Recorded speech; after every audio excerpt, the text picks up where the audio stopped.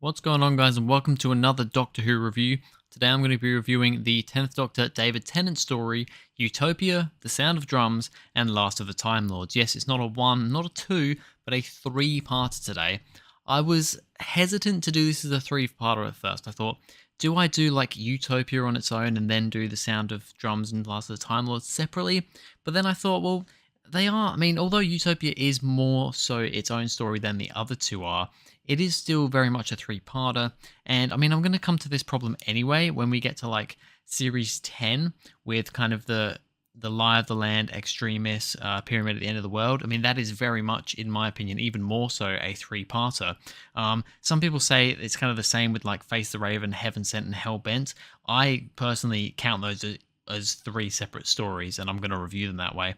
But with this one, I've decided I will do these all three together as a three-parter. So this is probably going to be the longest review so far, so let's get straight into it with the cast. David Tennant as the 10th Doctor. Yep, he is really, really good in all three of these episodes. Of course, this is the Series 3 finale, David Tennant's second series as the 10th Doctor, and yeah, really, really good here. Has great chemistry with everybody that he's working with here, and we'll get to a lot of those other people later, because I'm probably not just going to mention the Doctor and the companions. I will probably mention the Masters as well here. So yeah, David Tennant, awesome as always. Freema Agyeman as Martha Jones, really, really good here as well. She very much takes, especially in Last of the Time Lords, the final episode of this three-parter and the final episode of the series, she really takes a lead in that episode, and yeah, is probably the best performance for Martha in her entirety, to be honest. And yeah, really, really good from Freema. She does a great job here to end off her main run. John Barrowman as Captain Jack Harkness. Yeah, really, really good. I've always really liked Jack. I know there's been some controversial stuff with John Barrowman as of the last few years, but still just as a character, not thinking about that sort of stuff, just thinking as a character and as an actor here. I love Captain Jack. He's one of my favourite characters in Doctor Who. I just love the kind of flair that he brings, and the chemistry with David Tennant and with Freema Agyeman here is really, really good. So yeah, all in all, great stuff. Derek Jacobi as the Master slash Professor Yana, of course. He's only in Utopia, only in the first part, but he's so good. And of course, he is Professor Yana for the majority of that. It's only right at the end where he switches to the Master, or becomes the Master once again. And he is so good. I would have loved to see more Derek Jacobi Master on the screen. Of course, a lot of Big Finish stuff with him, but yeah, on screen, I would have loved to see more of his Master, because I think, especially when he does turn into the Master, he is so good. But he does the whole Professor Yana thing really well too. And John Sim as the Master. Yes, it is our first proper Master of the new series, because Derek Jacobi gets shot and then regenerates into John Sim, and that is the Master that we come to know and love, for some people not so much, in the new series at the start. And yeah, it's a very different Master from the classic series Master. I like this Master just because he is my first proper, my first Master. I probably saw a bit of, Roger Delgado and Anthony Ainley's Master before this, but this is really my Master. And although I do agree that, especially later on, he becomes a bit too silly and obnoxious, I'm not the biggest fan of that, but just generally, I think a lot of the menacing stuff John Sim does really well, and those fun little sides to him I like as well. So all in all, I like the performance. It's a little bit over the top at times, but I'm happy with it. Right, so let's get into this, starting off with episode 1, Utopia. Captain Jack clinging onto the TARDIS. So the episode starts with the Doctor and Master going back to Cardiff, where the rift is, to refuel the TARDIS, basically. And of course, Jack is there. He's with Torchwood at this point. He hasn't seen the Doctor since he left him behind in the Parting of the Ways when he was the 9th Doctor. And he sees the TARDIS. He runs up to the TARDIS. He jumps onto the side of it and then goes flying through the time vortex. It's a great little cold open, this one. The music playing and everything. The fact that the Doctor sees Jack, but then decides to carry on anyway to try and, not... he doesn't really want to have the confrontation with him. I just really love that opening. The future kind who hunt humans. So we get to this far distant world, and there's these future kind, which they look like humans, but they have, really They have like fangs, really sharp teeth, and they seem to hunt and kill humans. They're kind of like they're almost kind of like cannibals, I think, is what they're going for there. But yeah, we see them there, and this is the end of the universe, is what the Doctor says this is. But there's still people running around and things going on. So yeah, although the future kind weren't used massively in this episode, it was nice to have at least some little sort of threat here. A ship transporting people to Utopia, but Professor Yana can't get it to work. So we eventually get into the compound and find out there's all these people here who want to go to this planet of Utopia, this place that everybody's going to go, and it's going to be, this is where the rest of the human race goes, or the people from this planet go. They are humans, I believe, to continue on with life after this current planet they're on is completely destroyed and taken over by the humankind, or the future kind, sorry. And yeah, but it turns out this ship, this rocket, is not actually working as planned. Professor Yana does not really know what he's doing a whole lot. I mean, he's got things going pretty well, but at this point he's stuck and he doesn't know how to fix it to actually leave for Utopia. The Doctor got the rocket working. It's a great scene where, the Doctor comes in and Professor Yana's super happy. It's like he's a scientist. He seems really happy with him. But then, because then the Doctor's like, look, I actually don't know what any of this stuff is. It's beyond me. I really don't know this. But then he's like, but, I can't remember exactly what it is. Like, a rocket is a rocket or something. And he does a couple of things, flicks a couple of switches, and there you go. He's managed to figure it out. I love that moment. Jack goes into the radiation room because he's the only one that can survive. So they eventually, the Doctor gets things going, but they need to go into this radiation room to do something to get the rocket fueled up or ready to go. But everybody that goes in there, there's so much radiation that it just kills them. Even though they're wearing all the protective gear, it just kills them almost instantly. So then they figure out, okay, well, Jack can't die. And I love that moment of, you need somebody to go into this room who can't die. Well, and then Jack wakes up from, when he electrocuted himself to death. I think I've got the right man. And I love that scene. And then Jack's like, oh, was somebody kissing me? It's just funny, great stuff. The Professor has a Gallifreyan fog watch.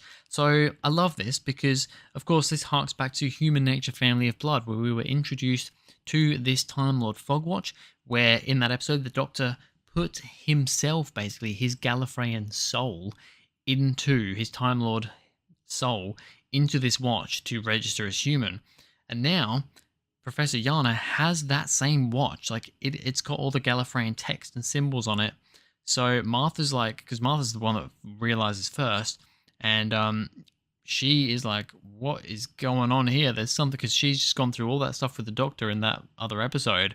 Now she's like, is there another Time Lord here? And she seems scared, but then she's also like, well, there could be another Time Lord here, Doctor. And the Doctor's like, well, that could be good, but it depends who it is.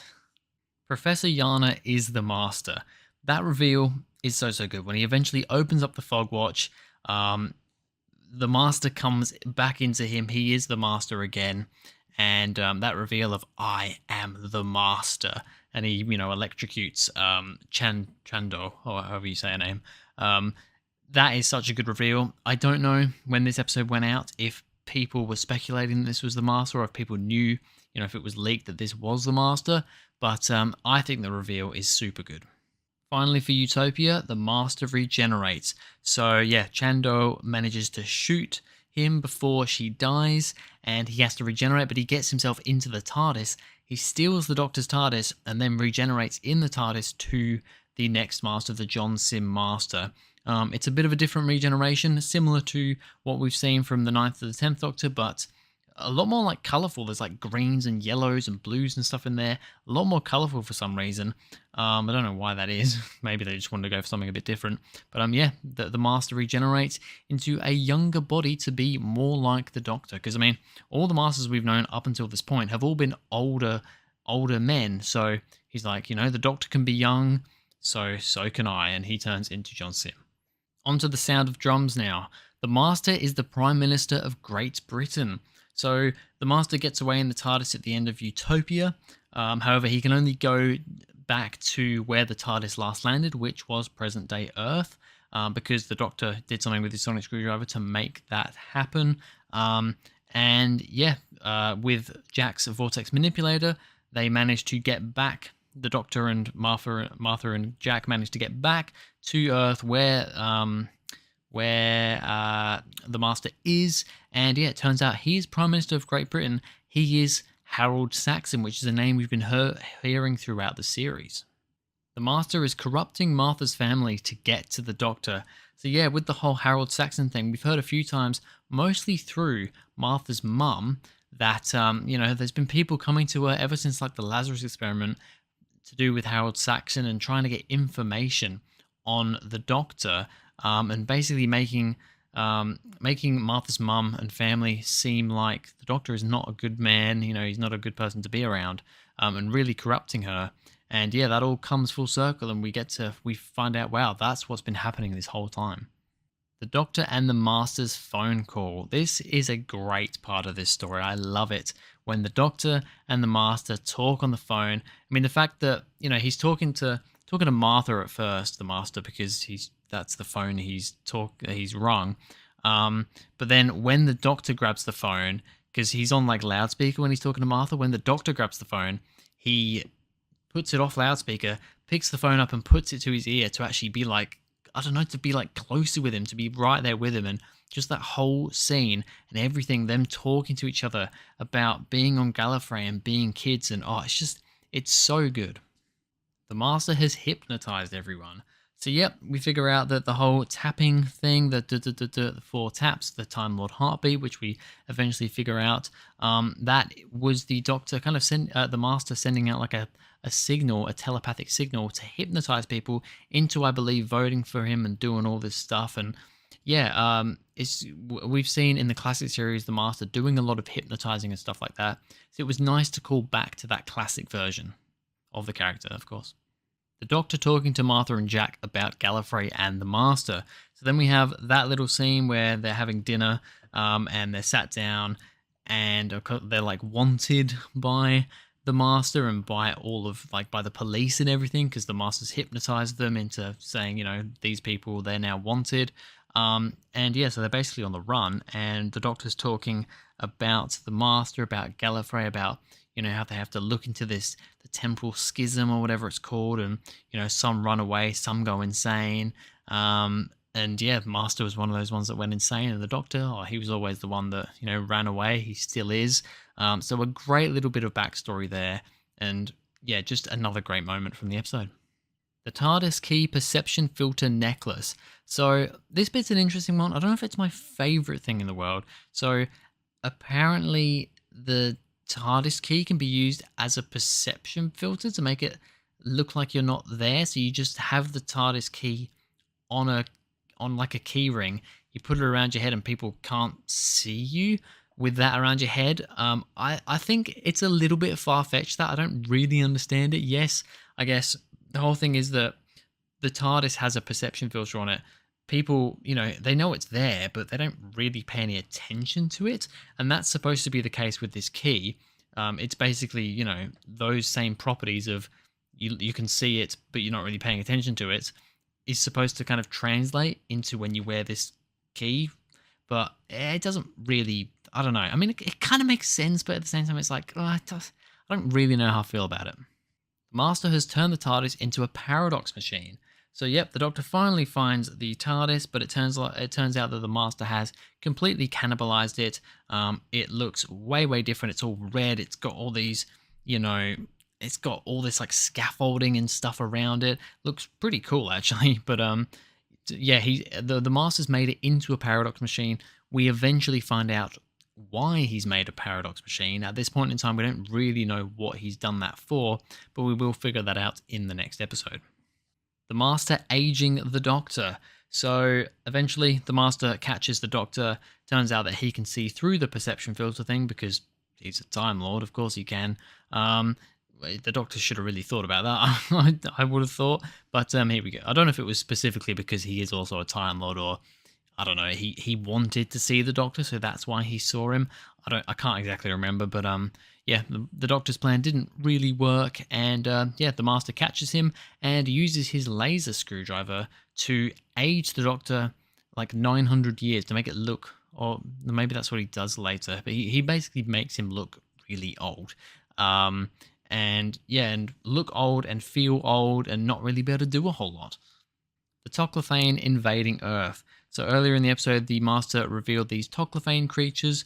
We don't know anything about them at this point in time, but yeah, he's got these creatures here, and at the end of the episode, he basically tells them, here you go, wipe out half the population or whatever it is, go have havoc on Earth. And that is the end of The Sound of Drums. On to the final part, Last of the Time Lords. Martha has been traveling all over the world. So at the end of The Sound of Drums, it seems like everything's gone to pot. It's all gone wrong for the Doctor. He tells Martha something, whispers something into her ear. She uses the vortex manipulator or something, I think it's the vortex manipulator, to get out of there. And yeah, she manages to get off the Valiant, which is the ship that the Master is on, with the Doctor and everything. And yeah, in Last of the Time Lords, it goes past like a year or something, and she's been traveling the world for some unknown reason. The Doctor is aged to look 900. So yes, he actually, when the Master ages him again the second time, he makes it look like he is as old as like he should be. You know, if a 900-year-old man existed, this is what he would apparently look like. I think it's a little bit silly. It doesn't really make a lot of sense in a lot of ways because, you know, he does that. The Doctor turns into this really tiny little creature, but then he still has like his suit on. Now, did the Master specifically make a tiny little suit for this tiny old Doctor? Or did the clothes... Well, the clothes didn't shrink with him because he, you know, when he gets shrunk down, he's buried under his own clothes. But then when we see him later, he's then got that same kind of tuxedo shirt on, like suit on. So all I'm thinking is the Master must have just made this suit for him, which I think's kind of funny. The Toclophane are the humans that went to Utopia. So this is where we find out why the Master has made the Paradox Machine, and we find out what the Toclophane are. They are humans. They are specifically those humans that were supposedly going to Utopia. The Paradox Machine is here because, well, these are humans that are basically descendants of humans currently on Earth right now, so they can't really be in the same place together. So the Paradox Machine makes it so they can be here. So that's what's going on there, and it's a pretty harrowing discovery when, you know, when Martha, I can't remember his name. Is it Toby? No, I can't remember what his name is. Tom Ellis. Anyway, his character, Tom. I think his name's Tom actually, isn't it? I think his name is actually Tom Milligan, right? When they cut open one of the Toclophane and figure out what it actually is, it's a pretty gruesome, brutal, fairly dark scene actually. Martha telling people about the Doctor. So yeah, we learned that Martha's supposedly been walking the Earth to get these, is it 3 or 4 kind of compartments to make this gun to kill the Master. And as she's been doing this, she's also been just going around and telling her stories about who the Doctor is and all that sort of stuff. So at this point, we're kind of thinking, okay, so she's making a weapon. And straight away you think, that seems like a weird thing for the Doctor to suggest her to do, to make a weapon to kill the only other Time Lord alive. But at that point in time, we're like, okay, I mean, things are going pretty bad at the moment, so fair enough. Everyone thinking of the Doctor at the same time to return him to normal using the Archangel Network. This is where the episode takes its biggest dive. So yeah, we find out that, you know, Martha gets captured by the Master. He destroys the weapon. He's going to kill her, but then she starts laughing. She's like, do you really think the Doctor would make me, you know, would tell me to get a weapon to kill you? Really? Do you know who the Doctor is? That's not what he's like. Turns out that she's been talking to everybody, telling everybody about the Doctor, so that at this exact point in time, they can all think of the Doctor. And with the Archangel Network, which is this network that the Master has set up, how he's basically hypnotized everyone with this network, they will all, because they're all linked up to this, them thinking about the Doctor along with the Archangel Network transmitting the signal will then bring the Doctor back to his normal state again and seemingly more powerful than ever because he literally turns into God. Time is reversed when the paradox machine is destroyed. Yeah, this episode, everything was going so well. In Utopia, Sound of Drums was really good. And most of Last of the Time Lords, I think, is pretty good. It is the final part here where it really, really just, yeah, does not end the way you want. Because with all the Doctor God thing, which is just ridiculous, you then have the paradox machine. Once they finally, are able to get the Master to stop doing what he's doing, kind of restrain him, detain him, and then they destroy the paradox machine, and that reverts everything back to normal again, like nothing ever happened, and nobody other than the people on the Valiant will ever remember what's going on. I don't like it when they do that in episodes, when it's just like nothing ever happened. It just feels really lazy and just, yeah. The Master's wife shoots him and he refuses to regenerate. So the Master eventually gets shot. The Doctor doesn't want to kill him, of course, because he's the only other Time Lord seemingly left in existence with the Doctor. So he's going to keep him in the TARDIS as a pet, basically. But then, the Master's wife shoots him because clearly she's been through some stuff. She's gone a bit insane, I think, with everything that's been going on. She shoots him, and the Master refuses to regenerate because he doesn't want to be just left, kept as a pet for the Doctor, basically. And the Doctor has a massive outburst. It's so emotional.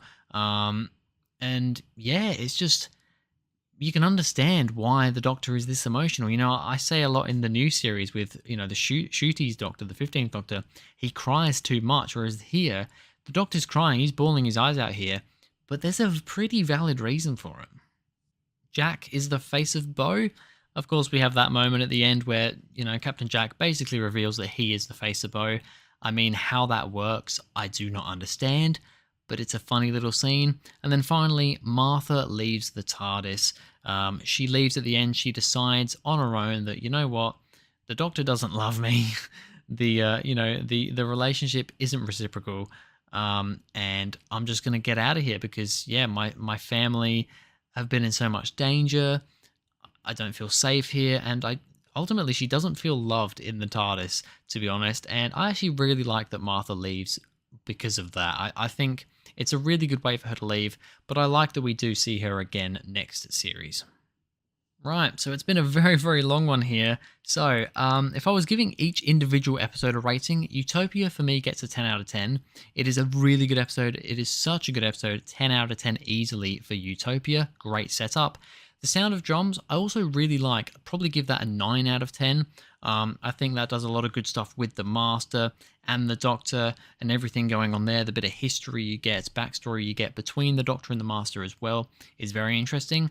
Last of the Time Lords, probably a 7 or a 7.5 out of 10. I think it's really interesting up until the end result, when, the Doctor becomes God, everything gets reversed, and it just becomes a bit like, it seems like they've wrapped up the ending a bit too quickly when this is a 3-part story. Did we really need to wrap things up in such a ridiculous way that also just, I don't know, just doesn't work for me. But altogether, a rating out of 10 for all 3 together, I'm going to go for an 8.5 out of 10. Utopia and the Sound of Drums really do lift that up quite a lot.